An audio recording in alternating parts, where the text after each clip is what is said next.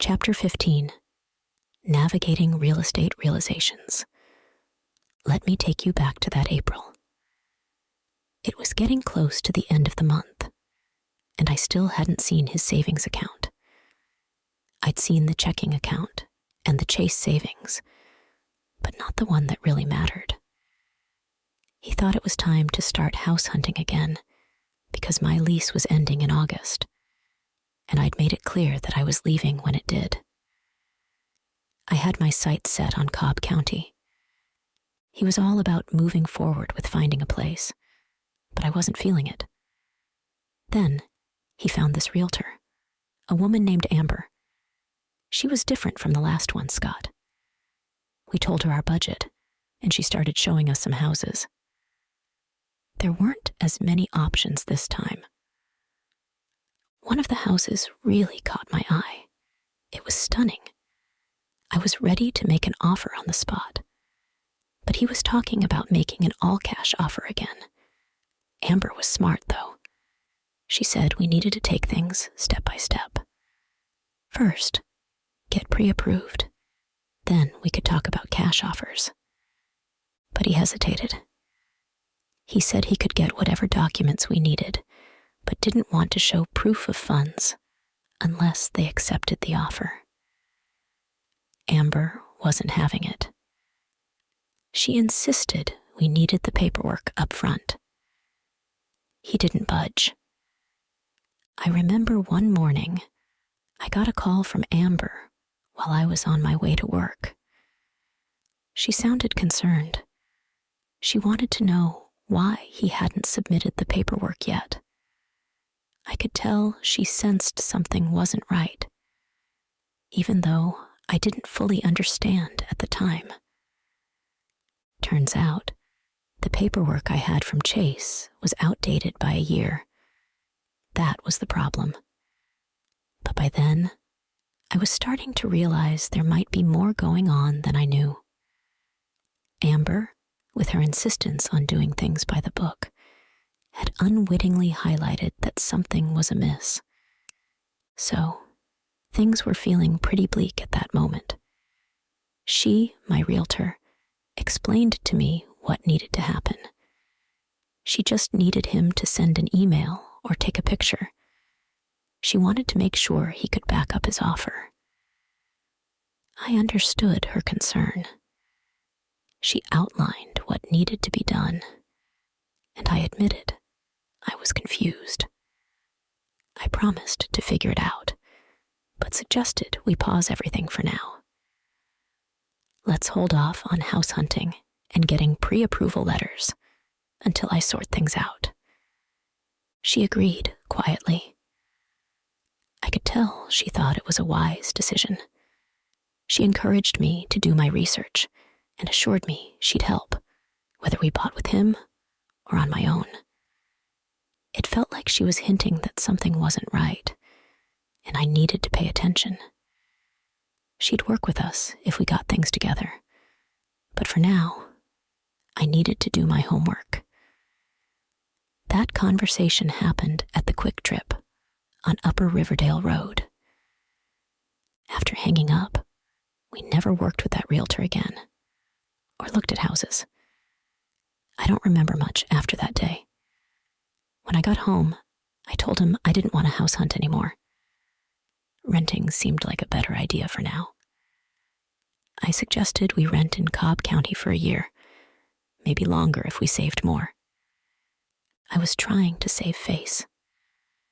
I felt embarrassed for wasting the realtor's time, making us look like serious buyers when we couldn't follow through.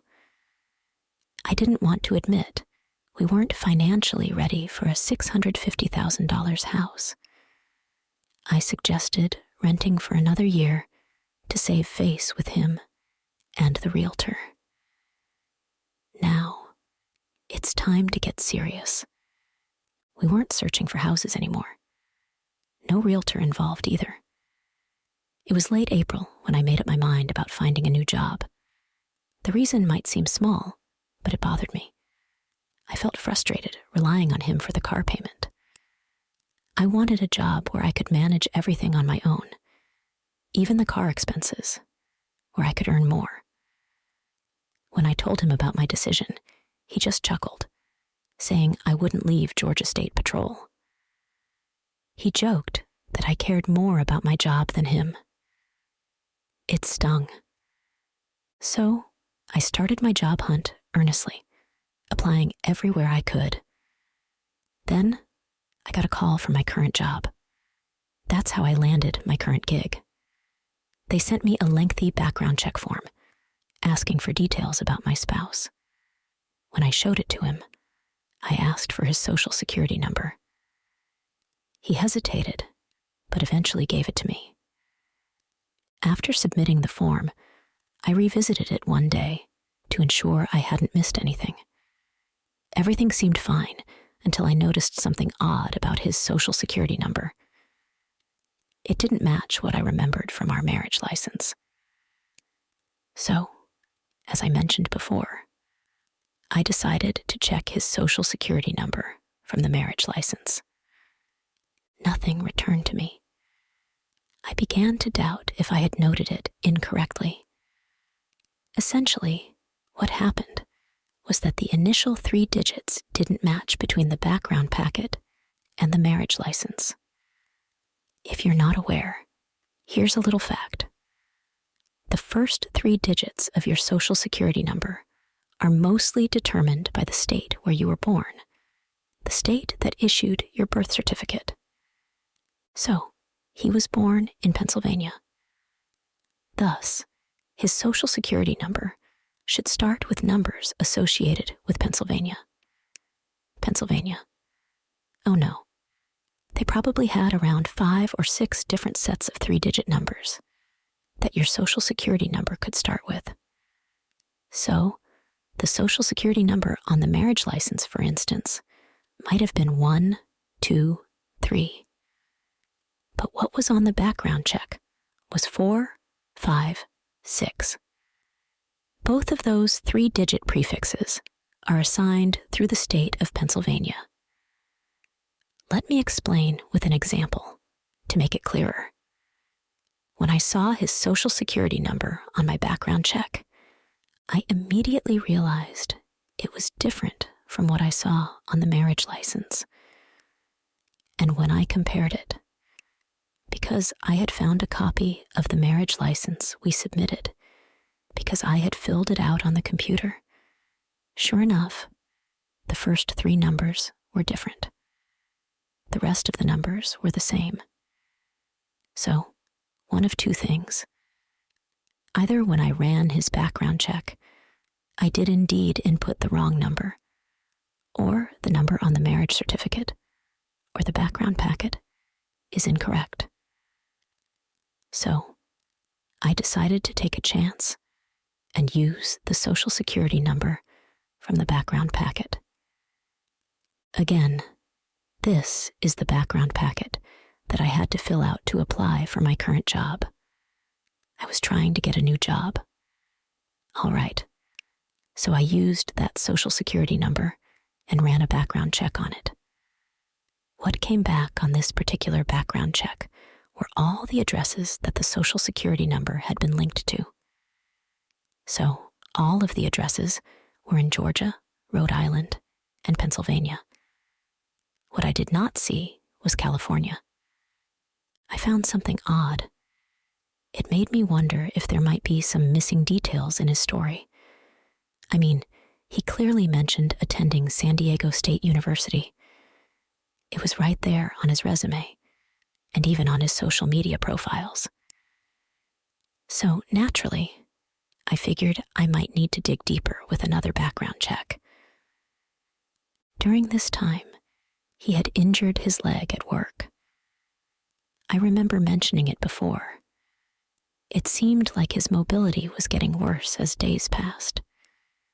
He could still manage to go to work, leaving early in the morning and returning in the late afternoon. But it was obvious he was in pain. He'd often have to elevate and ice his knee. I kept urging him to see a doctor or go to urgent care, but he always brushed it off, saying he had it under control. and had a doctor's appointment scheduled. Now, circling back to the background check, when I ran it again with another social security number, it showed addresses in Georgia, Pennsylvania, and Rhode Island. No sign of California whatsoever. By then, it was May 2021, and things were slowly reopening, including San Diego State University. So, I decided to reach out to the registrar's office there. I called them up, and after some instructions, I tried requesting his transcript online. But when I entered his details, nothing came up. I even sent an email to verify if he indeed attended the university, but the response I got was that they found no records matching his social security number. This only added to my suspicions. I brought it up with him, and I'll share his response with you in part 26.